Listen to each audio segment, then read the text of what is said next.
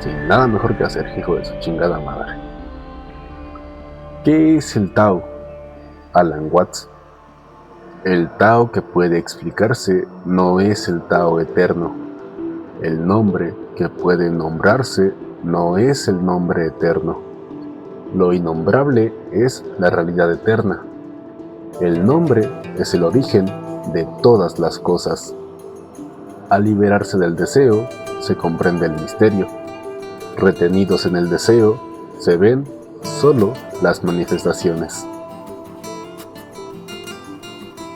Introducción por Mark Watts.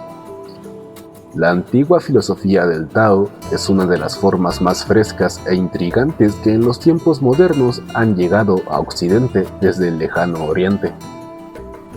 Con cerca de 50 traducciones del Tao Te Ching a idiomas occidentales, este clásico de la literatura taoísta ofrece a sus lectores gran sabiduría para vivir, así como consejos sobre los asuntos mundanos.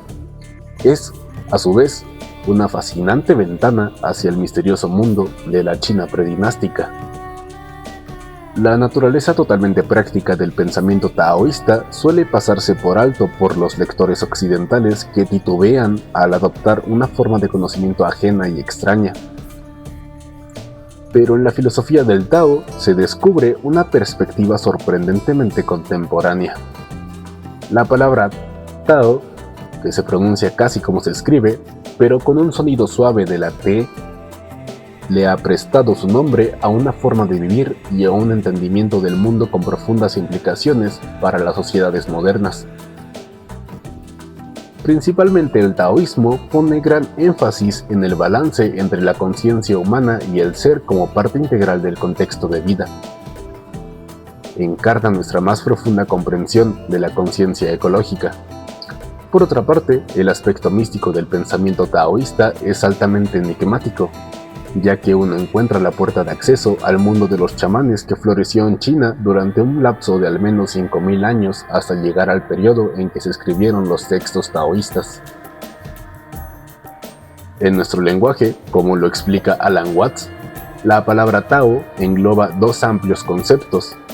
Significa el camino, en el sentido de un camino para transitar, y se refiere también a la naturaleza, en el sentido de la naturaleza propia de la entidad. Se dice que todo tiene su propio Tao, pero es imposible definirlo con precisión. Cuando me disponía a trabajar con este manuscrito, mi hijo de 8 años se acercó y me preguntó: ¿en qué estás trabajando, papá? Yo le respondí que en un libro sobre el Tao, y quise explicarle un poco al respecto, pero él añadió, casi de inmediato: «Ah, sí, lo que está detrás de todo», dijo mientras se alejaba. Lo comprendemos en forma intuitiva y por la experiencia, pero el problema inicia para la mayoría de nosotros cuando intentamos explicarlo. Este enigma me recuerda a un relato que mi padre solía contarnos sobre un debate en la Cámara de los Lores, en Inglaterra, que estaba relacionado con un tema sobre la religión. Parecía ser que uno de los representantes presentó la propuesta de que no era correcto que un organismo gubernamental con tantos ateos pretendiera decidir sobre un asunto religioso. Sin embargo, uno de los miembros se levantó y dijo: «Esas son tonterías, caballero. Estoy seguro que todos y cada uno de los aquí presentes cree en algo o en alguien, sin importar quién o qué sea o dónde se encuentre». En la misma forma, nosotros podríamos dar una explicación similar relacionada con la esencia del Tao, que tampoco sería más definida. En la literatura clásica china se le describe como transitar por la senda que ofrece menos resistencia, la que ocupa la posición invisible o más baja, y en la que se participa de las bondades de la naturaleza sin siquiera pretenderlo. El Tao es pasivo, pero no es débil. Y el legendario sabio Lao Tse escribe en su libro la aparente paradoja característica del Tao al pedir que se reflexione en lo siguiente: ¿cómo es que las caletas y océanos se convierten en reyes de los 100 ríos? Porque saben cómo permanecer en un nivel inferior. Esta es la razón de que sean reyes de los 100 ríos. Nada en el mundo es más suave que el agua, pero nada es mejor para vencer la dureza. Origen del Tao Te Ching. La tradición nos dice que Lao Tse el legendario sabio y fundador de la escuela taoísta, fue quien escribió el Tao Te Ching. Sin embargo, a esta obra también se le conocía originalmente como Lao Tse, y esto dificulta que comprendamos plenamente los antiguos textos que describen su origen, porque en chino suele ser imposible distinguir si cuando se habla de Lao Tse se refieren a la persona o al tratado.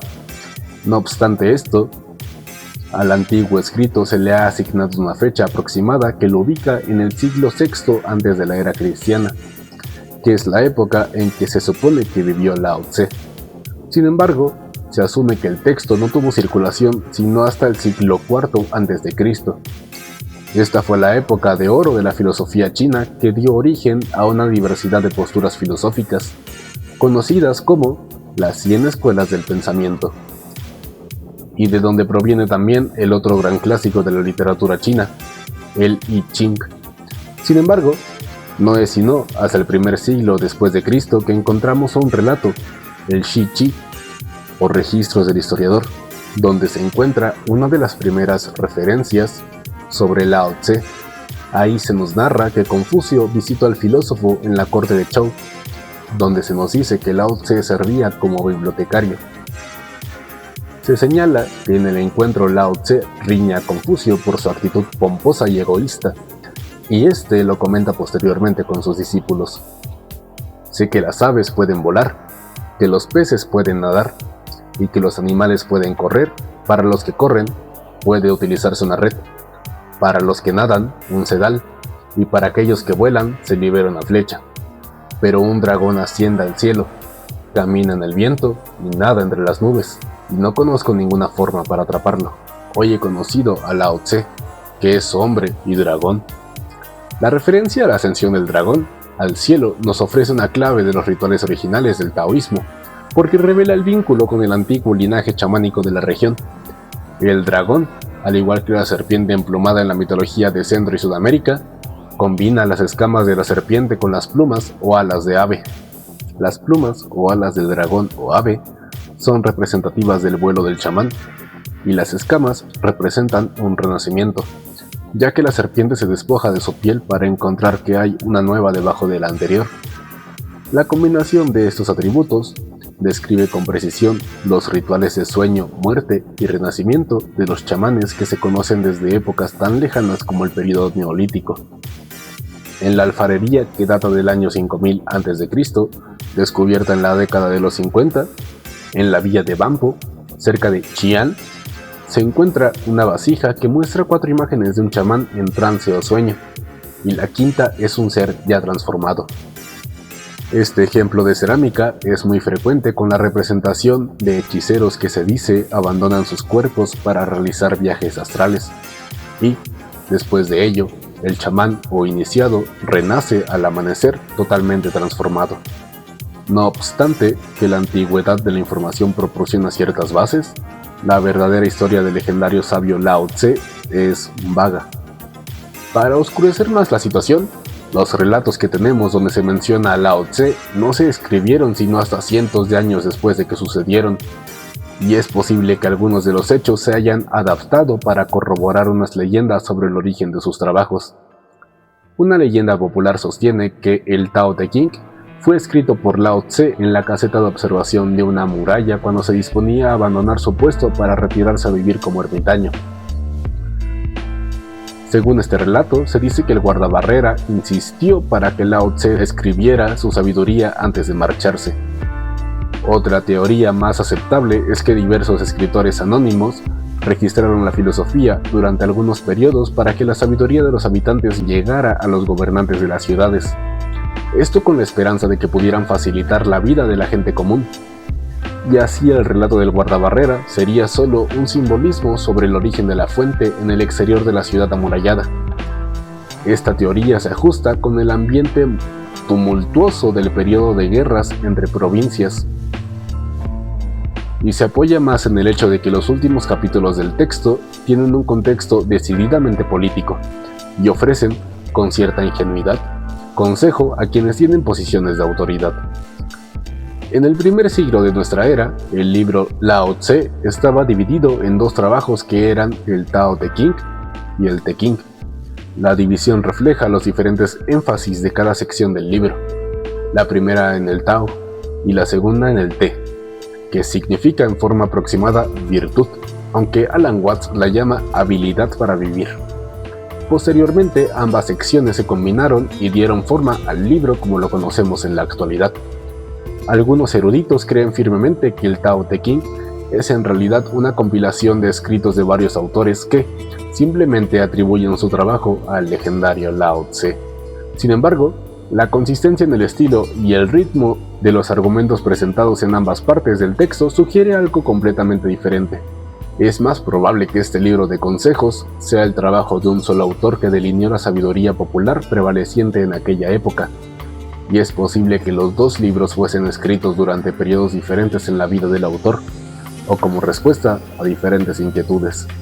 Filosofía de la naturaleza. Al taoísmo suele describírsele como la filosofía de la naturaleza, y es en este aspecto que su sabiduría sugiere con mayor fuerza que sus orígenes se remontan al mundo de los chamanes en la China anterior a las dinastías. Al vivir en contacto con la naturaleza, se comprende la sabiduría de no interferir en el curso de la vida, así como permitir que las cosas sigan su propio camino.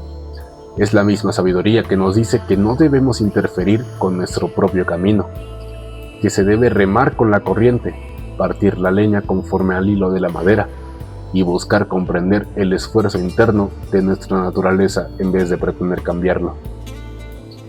De acuerdo con las leyes de la naturaleza, cada criatura encuentra su propio camino, por lo tanto, cada uno de nosotros tiene su propio sendero o camino. En los textos clásicos chinos existen referencias al Tao de la Tierra y todas sus criaturas, al Tao del hombre, que se refiere a nuestro sendero del despertar de la conciencia, y al Tao del paraíso, donde las extensas fuerzas del cielo y la tierra se conjugan en un campo de energías polares.